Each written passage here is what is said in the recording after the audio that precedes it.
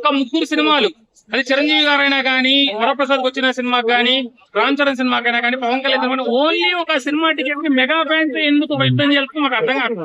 మిగతా అందరి సినిమాలు ముందుగానే వచ్చేస్తున్నాయి, వాళ్ళ టికెట్లు ముందుగానే వస్తున్నాయి. కానీ మేము ఒక సినిమాకి నిజంగా మెగా ఫ్యాన్స్ గా ఒక మంచి సినిమా చూడాలి అనుకుంటే మటుకి అది ఎట్లా అవుతుందంటే, ఈవినింగ్ 5 కి సినిమా, 8 కి సినిమా ఉంది అంటే 5 o'clock టికెట్లు వదులుతున్నారు. అది ఒక్కొక్క ఇక్కడే దొరుకుతుంది మాకు అర్థం కావట్లేదు. ఆంధ్రాలో కానీ, ముంబైలో కానీ, చెన్నైలో కానీ టికెట్లు ఒక రోజు ముందే వచ్చేసాయి. కానీ పర్మిషన్ అంటున్నారు.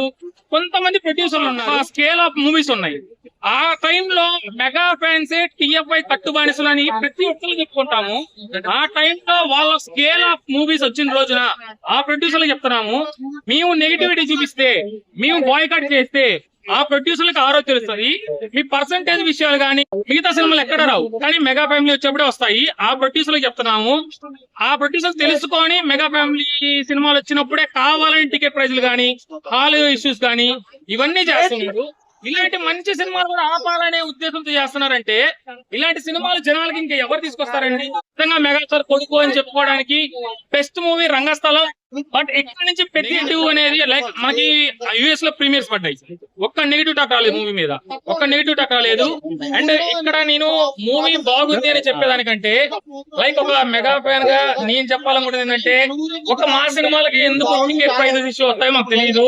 ఒక మా సినిమాలకి ప్రీమియర్స్ దొరకవు, ఒక మాకే ఎందుకు ఇంత నెగిటివ్ ఉంటుందని మాకు అర్థం కాదు. కానీ ఇది కొంతమంది ప్రొడ్యూసర్లు కావాలని చేస్తున్నారని మాకు అనిపిస్తున్న ఫీలింగ్. వాళ్ళ రేపొద్దున స్కేల్ ఆఫ్ మూవీస్ బయట హీరోలను తీసుకొచ్చి మరి వాళ్ళు పెద్ద ఖర్చు పెట్టి సినిమాలు తీస్తున్నారు. రేపొద్దున మేము నెగిటివ్ చూపించాలనుకుంటే బాయ్కాట్ చేయడం మొదలు పెడితే, పవన్ కళ్యాణ్ గారి ఫ్యాన్స్ అయినా కానీ, రామ్ చరణ్ ఫ్యాన్స్ అయినా కానీ, అల్లు అర్జున్ ఫ్యాన్స్ అయినా కానీ, చిరంజీవి గారి ఫ్యాన్స్ అయినా కానీ ఒక మెగా ఫ్యాన్ స్కేల్ తీసుకొని బాయ్కాట్ చేస్తే ఆ ప్రొడ్యూసర్లు ఏమవుతారనేది ఆలోచించుకోవాలి.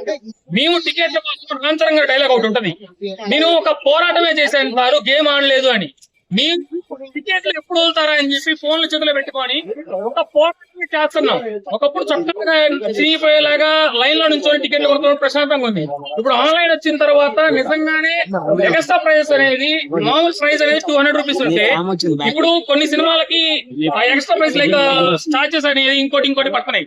మూవీ క్యాన్సిల్ అయితే చార్జెస్ మాకు వెనక్కి ఎవరెవరు వీటి గురించి ఎవరు మాట్లాడు. బట్ ప్రొడ్యూసర్స్ కొంతమంది నిజంగా తెలుసుకోవాలి. వాళ్ళ పేర్లు నేను చెప్పదలుచుకోవట్లేదు, వాళ్ళు ఎవరో కూడా అందరికీ తెలుసు, తెలుగు రాష్ట్రాల్లో అందరికీ తెలుసు.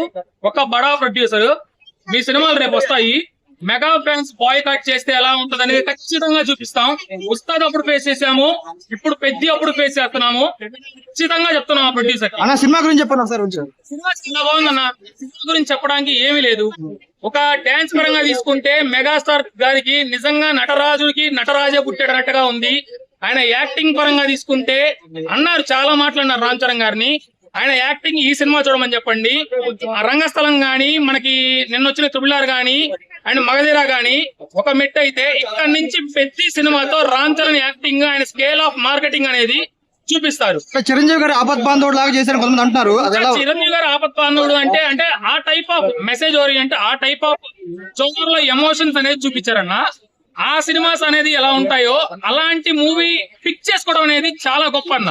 అది సెకండ్ మూవీకి ఒక డైరెక్టర్ ఛాన్స్ ఇవ్వడం అనేది, ఆ డైరెక్టర్ సెకండ్ మూవీకి ఇవ్వడం అనేది చాలా గొప్ప. దీన్ని కొంతమంది ట్రోల్ చేస్తారు, చాలా బాగా హ్యాండిల్ చేశారు, చాలా బాగా. అంటే ఒక్కొక్కళ్ళ వాళ్ళ యాక్టింగ్ పరంగా తీసుకుంటే జగపతి బాబు గారు కానీ, మనకు మున్నాబాయ్ అయినా కానీ ప్రతి ఒక్కరిని కొత్తగా యూజ్ చేసుకున్నారు మూవీలో.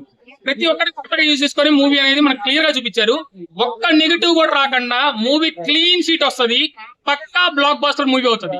Thank you.